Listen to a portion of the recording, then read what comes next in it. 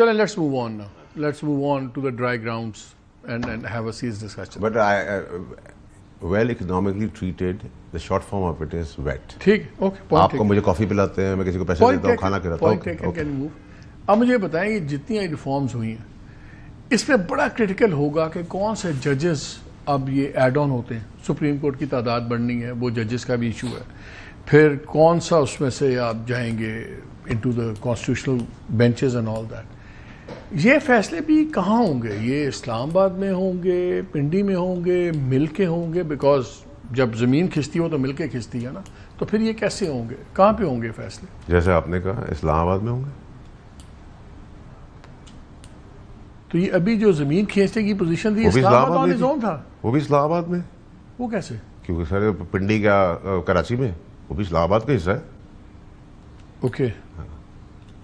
तो ये अब फिर ये हैंड होल्डिंग करके गवर्नमेंट कब तक चल सकती है? हमने देखा था खान साहब की जब गवर्नमेंट आई वहाँ भी हैंड होल्डिंग का सिलसिला था, वो चला नहीं. अगर ये भी हैंड होल्डिंग पे इंतजार में चलेंगे तो कैसे चलेगा? देखिए हैंड होल्डिंग की अगर आप बात करेंगे तो मैं आपको उसका खुल के जवाब दूंगा कि पाकिस्तान या थर्ड वर्ल्ड कंट्रीज में अगर आपकी फौज या एस्टैब्लिशमेंट तगड़ी ना हो तो आप एक दिन नहीं गुजार सकते इस मुल्क के अंदर. आज अगर आप 1 घंटे के लिए फौज को हटा दें तो आपको यूं खा जाएगा दूसरे मुल्क, यूं with in seconds, with in hours, with in hours. ठीक. तो क्लैरिटी रखें ना. जो कुर्बानी का जज्बा देने आते हैं, जो अपनी शहादतें दे रहे हैं, जिनकी वजह से आप सुकून से यहाँ बैठे हुए हैं हमें और आप बातें कर रहे हैं, उनको गाली तो ना दें.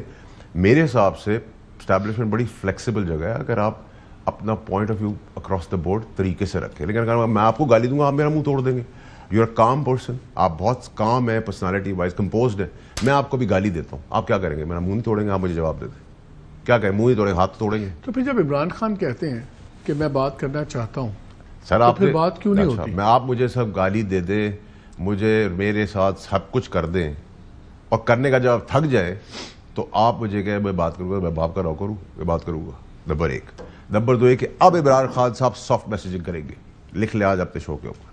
उन्होंने रियलाइज़ कर लिया कि सब बिक गए, ये बिकाऊ भगौड़े जो है पीटीआई के. 18 को इन्होंने कहा आ जाओ, खुद गायब हो गए.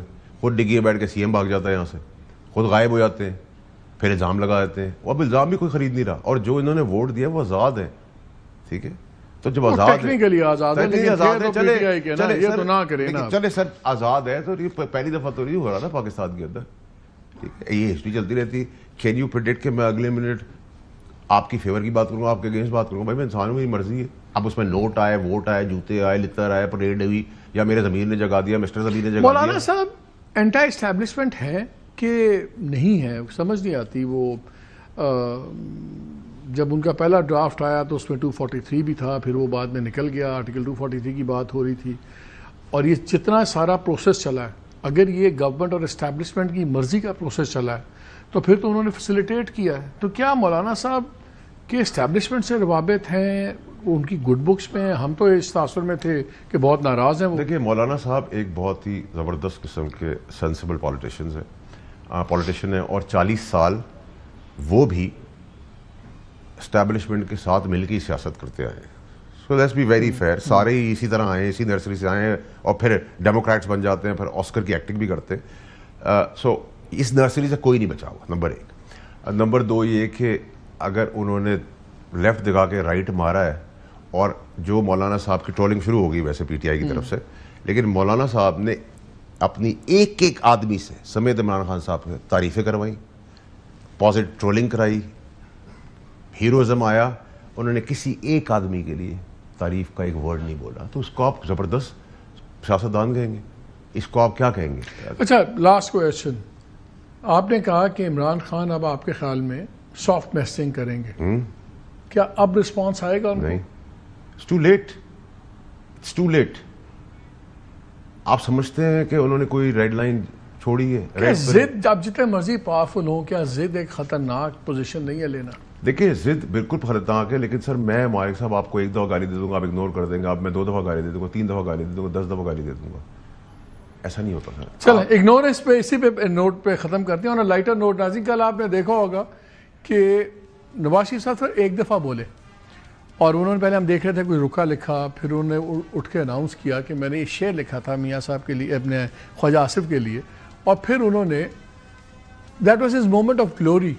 मैं चाहता हूँ कि पहले आप सुन लें हुआ क्या, बिकॉज हम तो देख रहे थे, तो मैं उसके बाद मैं आपको एक कमेंट ऐड करूंगा। तो सुनिए कल हुआ क्या।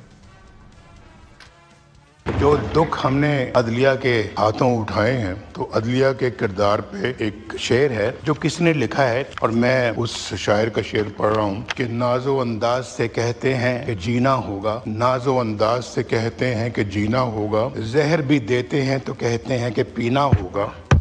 जब मैं पीता हूँ तो कहते हैं कि मरता भी नहीं, और जब मैं मरता हूँ तो कहते हैं कि जीना होगा। अब स्पीकर मियां नवाज शरीफ साहब ने जो शेर कहा है, बड़ा बर मौका और बड़ा बर महल कहा है, लेकिन ज़रा थोड़ा सा वज़न को ज़रा ख्याल रखना होता है शेर के अंदर। जहर भी देते हैं कहते हैं कि पीना होगा, इसमें तो नहीं लगाना वरना शेर का बेड़ा गर्क हो जाता है।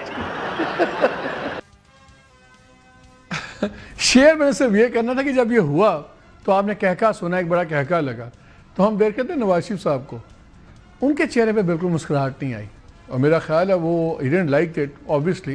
पूरी रात कुछ घंटे हो गए थे बैठे हुए थे, उन्होंने एक अपना बोलने का किया, एक मोमेंट ऑफ था ग्लोरी और व्हाटएवर, और उसको भी पंक्चर कर दिया उस बलून को। मौलाना साहब ने, शायद मौलाना साहब को आजकल वो भी राइड हाई कर रहे हैं, तो उन्होंने कहा शायद मौका है तो लाइन क्रॉस कर ली जाए।